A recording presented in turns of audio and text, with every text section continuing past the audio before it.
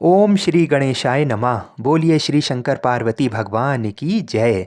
जय श्री राधे कृष्ण मित्रों, स्वागत है आपका अपने चैनल गुरुवाणी में। हमारे चैनल पर प्रतिदिन श्री शिव पुराण की कथा को सुनाया जाता है, तो आप लोग थोड़ा सा समय निकालकर प्रतिदिन श्री शिव पुराण की कथा का रसपान अवश्य किया करिए। किस प्रकार भगवान शिव जी ने सातों वारों की रचना की, ये आपको पहले भाग में सुनाया गया। आइए अब आगे के भाग को सुनते हैं।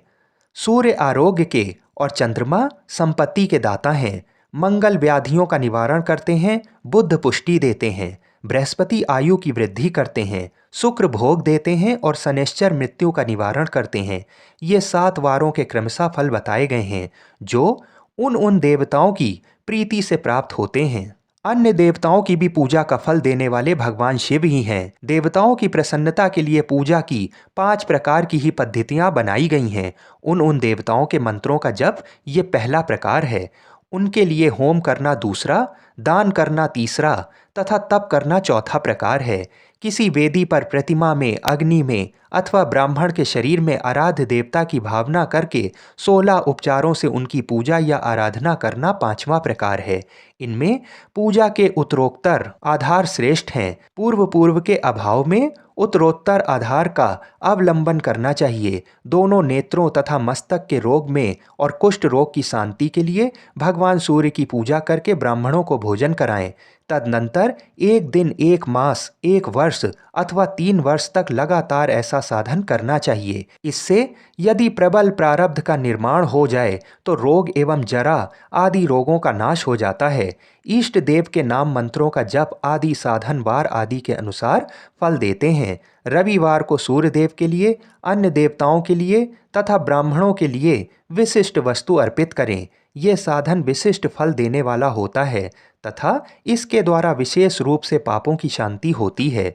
सोमवार को विद्वान पुरुष संपत्ति की प्राप्ति के लिए लक्ष्मी आदि की पूजा करें तथा सपत्नीक ब्राह्मणों को घृत पक्व अन्न का भोजन कराएं। मंगलवार को रोगों की शांति के लिए काली आदि की पूजा करें तथा उड़द, मूंग एवं अरहर की दाल आदि से युक्त अन्न ब्राह्मणों को भोजन कराएं। बुधवार को विद्वान पुरुष दधि युक्त अन्न से भगवान विष्णु का पूजन करें। ऐसा करने से सदा पुत्र, मित्र और कलत्र आदि की पुष्टि होती है। जो दीर्घायु होने की इच्छा रखता हो वह गुरुवार को देवताओं की पुष्टि के लिए वस्त्र, यज्ञोपवीत तथा घृत मिश्रित खीर से यजन पूजन करे। भोगों की प्राप्ति के लिए शुक्रवार को एकाग्रचित होकर देवताओं का पूजन करे और ब्राह्मणों की तृप्ति के लिए षड्रस युक्त अन्न दे। इसी प्रकार स्त्रियों की प्रसन्नता के लिए सुंदर वस्त्र आदि का विधान करे। शनैश्चर अपमृत्यु का निवारण करने वाला है। उस दिन बुद्धिमान पुरुष रुद्र आदि की पूजा करें। तिल के होम से, दान से देवताओं को संतुष्ट करके ब्राह्मणों को तिल मिश्रित अन्न भोजन कराए।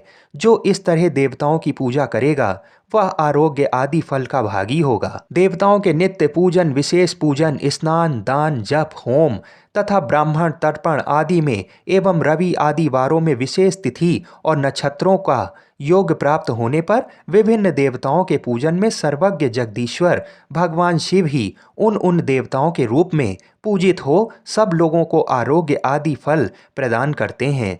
देश, काल, पात्र, द्रव्य, श्रद्धा एवं लोक के अनुसार उनके तारतम्य क्रम का ध्यान रखते हुए महादेव जी आराधना करने वाले लोगों को आरोग्य आदि फल देते हैं।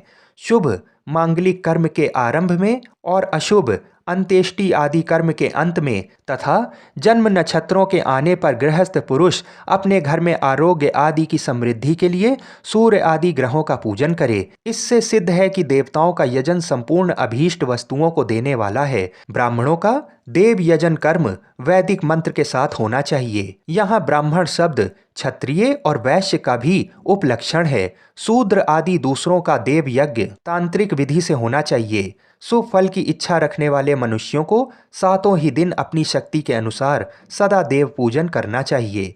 निर्धन मनुष्य तपस्या, व्रत आदि के कष्ट सहन के द्वारा और धनी धन के द्वारा देवताओं की आराधना करे। वह बार बार श्रद्धा पूर्वक इस तरह के धर्म का अनुष्ठान करता है और बारंबार पूर्ण लोकों में नाना प्रकार के फल भोग कर पुनः इस पृथ्वी पर जन्म ग्रहण करता है।